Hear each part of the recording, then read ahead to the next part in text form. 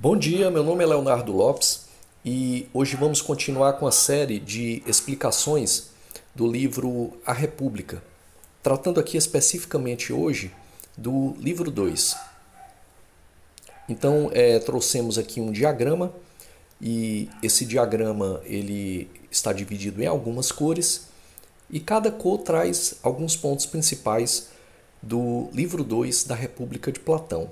Eu vou deixar depois, ao final do vídeo, o link com o outro livro, que já explicamos, o livro 1, assim como um outro vídeo em que explica de forma bem breve todos os livros, os 10 livros da República de Platão. Então, inicialmente na cor roxa, introdução do livro 2, o contexto da obra e os objetivos do livro 2. Basicamente, o livro 2 é uma continuação do livro 1. No livro 1, Sócrates debateu a noção de justiça com Céfalo, seu filho Polemarco e, ao final, com o sofista Trasímaco. As definições de justiça de Céfalo e Polemarco eram bastante simplórias. Basicamente, Céfalo dizia que justiça era você falar a verdade e devolver o que é devido a cada pessoa, e Polemarco dizia que justiça era você agradar aos amigos e desagradar ou punir os inimigos. Sócrates conseguiu se sair e perceber as contradições dessas argumentações muito facilmente. O ponto mais complexo foi justamente o conceito de justiça de Trasímaco, em que dizia que justiça é a justiça imposta por aquele que é mais forte, ou seja, aquele que é mais forte, seja num contexto político, num contexto econômico, social, ele impõe uma noção de justiça e impõe essa noção de justiça justamente para benefício próprio. Sócrates consegue, conforme explicamos no outro vídeo sobre o livro 1, mostrar as contradições de Trasímaco e elencar que a justiça ela tem um valor virtuoso que leva à felicidade, mas que é um valor intrínseco a ela mesma, não depende de nada externo. Isso se chama ontologia, que é uma parte muito fundamental da metafísica platônica. Ou seja, Sócrates mostra para Trasímaco que, independente de qualquer situação externa, a justiça tem um valor em si mesma. E por isso, esse valor não é dependente de alguém ou de alguma circunstância externa. Bem, quais são as principais questões que são levantadas nesse livro 2, conforme mostrado aqui na cor azul? É a pergunta fundamental que vem desde o livro 1. O que é justiça? Os debatedores de Sócrates, que dessa vez são Glaucon e Adimanto, eles vão partir então da onde parou do livro 1, que foi aquela definição de justiça de Trasímaco, que é uma definição de justiça que mostra que a justiça tem um valor externo. Ao contrário da definição de justiça de Sócrates, que diz que tem um valor interno. Quer dizer, a justiça é justiça por ela mesma, não porque veio de um governante poderoso, de um tirano, não porque esse tirano promulgou leis que se dizem supostamente justas para benefício próprio, mas Sócrates vai mostrar que, independente de qualquer coisa, qualquer relação política, social, econômica, a justiça tem um valor em si mesmo. Então, é justamente isso que é tratado como questão fundamental no livro 2. A justiça como convenção, que seria algo externo, ou ao contrário, a justiça, como disse Sócrates desde o livro 1 e continua aqui no livro 2, a justiça com um valor intrínseco, ou seja, a justiça é justiça nela mesma, não porque é dependente de pessoas, de governos, de situações externas. Bem, na cor verde nós temos os personagens principais. Agora saem de cena os personagens Céfalo, Polemarco e Trasímaco e entram em cena Glaucon e Adimanto. Sócrates continua. Então, vamos aos argumentos deles. Na cor laranja, acompanha aí. Primeiramente, a argumentação de Glaucon. Glaucon vai falar acerca da natureza e origem da justiça, primeiramente, sempre conectado com a ponta. Para não ficar uma ponta solta, ele conecta com a ponta do que Trasímaco havia dito, ou seja, a justiça tem uma dependência exterior, que no caso de Trasímaco era a questão do mais forte. E aí, nesse sentido, Glaucon vai colocar, então, vai comparar as noções de justo e injusto, no sentido de que se é se traz algum benefício você ser justo, ou se ao contrário, ser injusto traria algum benefício. É esse o ponto. Se ser justo seria na verdade uma convenção, ou seja, essa é a pergunta de Glaucon partindo das sombras do que deixou o Trasímaco. Glaucon pergunta mais ou menos isso: será que ser justo é porque no fundo é uma convenção?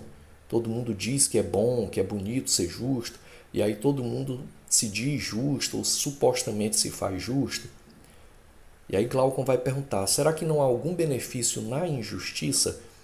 E é esse ponto em que ele coloca, e note-se então como a argumentação, o debate aqui, essa batalha filosófica se torna mais acirrada, e Platão, na sua pena, digamos assim, tendo ali o seu personagem principal, Sócrates, tem mais trabalho para responder isso agora, porque o que Glaucon está dizendo é o seguinte: talvez ser injusto seja mais vantajoso.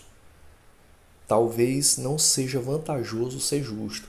Ou talvez a gente só é justo porque no fundo tem medo de ser injusto.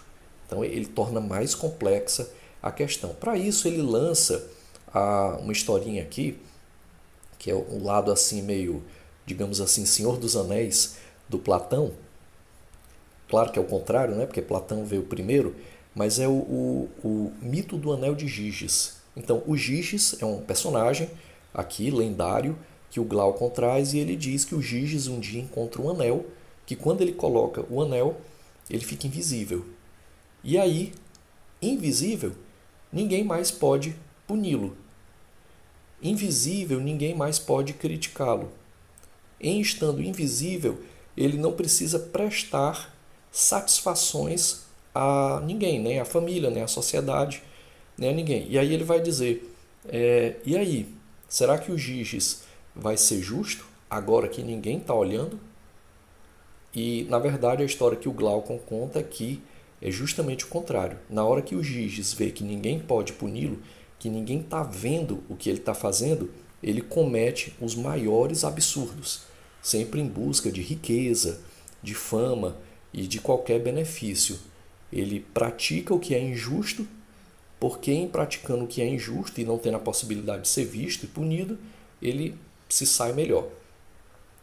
Essa é uma questão que é espinhosa, digamos assim, que o Glaucon lança, é uma questão muito mais profunda do que a do Trasímaco, do livro 1, e ele lança essa questão para o Sócrates. E aí, o Adimanto, que é um outro personagem, ele também vem e lança questões muito complicadas para o Sócrates, veja aí na cor amarela, fazendo críticas à educação e à cultura. Educação e cultura que devem visar ao bem, que devem visar à justiça. Ele lança críticas à educação e à cultura, e ele vai falar que, no fundo, as pessoas só são justas porque elas recebem recompensas. Seja o que for, desde um elogio até recompensas materiais mesmo. Então ele vai dizer, olha, Sócrates, esse negócio de justiça por si mesma, você está dizendo que a justiça tem uma virtude e traz uma felicidade por si mesma, isso aí é balela, segundo o Adimanto, porque as pessoas só são justas porque, no fundo, elas temem a punição. Se não houvesse punição, como disse o Glaucon, elas praticariam a injustiça. E o Adimanto completa. E tem mais, elas só praticam o que é justo porque, no fundo, estão esperando algum tipo de recompensa. E aí note que são duas questões bem espinhosas, já tinha vindo anteriormente no outro livro a questão do Trasímaco, e agora o Glaucon lança essa noção de que é mais beneficioso praticar o que é injusto, que as pessoas só praticam o que é justo porque tem medo, e o Adimanto completa dizendo que, além das pessoas praticarem a justiça porque tem medo da punição, elas ainda estão esperando recompensas, por isso que as pessoas são justas. Então, para eles, notem, não tem aqui a justiça um valor interno, um valor em si mesmo, que é um valor que a gente chama em filosofia de ontológico. mas a virtude, ela só é praticada, só se busca o justo, porque no fundo se tem medo da punição e porque existem recompensas em ser justo, que podem ir desde a honra, da fama, do sucesso, seja ele em que nível for. São duas questões bem espinhosas, e aí depois, acompanha aqui na cor vermelha, você tem um início da resposta de Sócrates. Isso aqui vai se desdobrar ao longo de todos os 10 livros da República. Mas basicamente o Sócrates, para rebater inicialmente, Sócrates precisa, note que foi um fogo cruzado aqui dos dois, né? Já tinha vindo antes do Trasímaco. Sócrates precisa ter calma aqui para rebater tudo isso e mostrar que a justiça, ela tem um valor em si mesma. A justiça não depende de nada externo.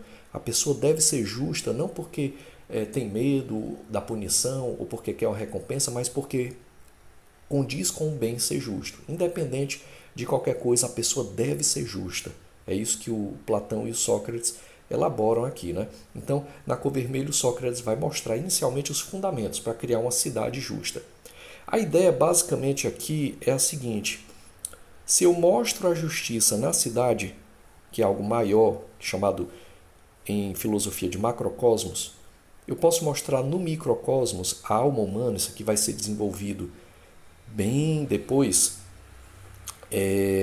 Eu posso então, mostrando na cidade a justiça, depois mostrar como é na alma individual. E aí, por isso é uma metáfora da cidade, para entender a justiça. Basicamente, Sócrates vai mostrar que, inicialmente, quando a cidade justa começa a se formar, cada pessoa tem uma função. Mas à frente ele vai dizer que é porque cada pessoa, por natureza, tem uma função. E se cada pessoa fizer a sua parte, sem se meter na parte da outra, e cada um fizer a sua parte, buscando o que é certo, buscando o que é virtuoso, por si mesmo, no final a cidade será justa. Então isso nos traz, acompanha aí na cor lilás, questões para debate. Esse livro 2, então, a justiça, ela é uma virtude ou ela é um contrato social? Porque se ela é um contrato social, como mais ou menos foi tratado aqui por Trasímaco no livro 1 e por Glaucon e Adimanto nesse livro 2, se ela é um contrato social, então a justiça não tem um valor por si mesmo. No fundo, as pessoas são justas porque não por si mesmos, não porque querem ser justas, mas porque têm medo de alguma punição ou porque querem receber alguma recompensa.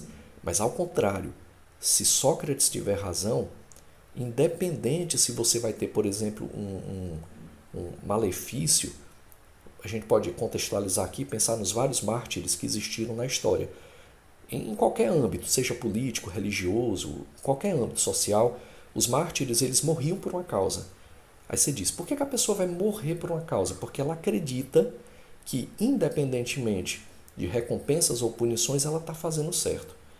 Aliás, isso foi o que aconteceu com o próprio Sócrates. Lembremos que Sócrates ele foi morto porque ele sofreu duas acusações. Uma delas era corromper a juventude e a outra, com suas ideias, né? Corromper com suas ideias a juventude, e a outra era introduzir novos deuses. Ele foi a julgamento, isso é relatado no livro de Platão chamado Apologia de Sócrates, e lá ele faz a defesa dele e diz, olha, eu não fiz nada de errado, eu fiz um bem para a cidade, eu elaborei a educação para o bem com os jovens, eu mostrei a eles que eles devem ser éticos, devem ser virtuosos. E aí Sócrates vai dizer, eu não introduzi novos deuses, pelo contrário, Sócrates vai mostrar que tem respeito pelos deuses gregos, mas ele introduziu uma noção de crítica, de reflexão, que é a própria filosofia dentro da cultura. Mas mesmo assim ele é condenado à morte. E ele tem a chance de não ser, porque ele podia pagar uma espécie de multa e ser liberado, mas ele não faz isso, porque se ele fizesse isso seria um atestado de que ele estava errado e os outros certos. Então ele prefere morrer. Então, porque para Sócrates a virtude e a justiça sempre são em si mesmas. E por último, aí na cor lilás, uma pergunta que eu deixo aqui: é possível alcançar a justiça plena na sociedade? Porque o Platão escreveu esse livro como um livro ideal. Ele queria implementar isso e ele inclusive tentou ao longo da vida dele implementar isso sem sucesso. Será possível implementar uma justiça plena na sociedade? Eu deixo essa pergunta para você. Bem, essa foi a nossa aula de hoje, pessoal. Se você achou esse texto, esse conteúdo relevante, ele é mais voltado para alunos de primeiro ano do curso de graduação de filosofia ou para alunos que estejam nos anos iniciais de algum curso de humanidades, letras, sociologia ou algum outro curso. Se você achou relevante esse conteúdo, eu peço que deixe um like, se inscreva no canal, compartilhe, comente e nos vemos numa próxima oportunidade.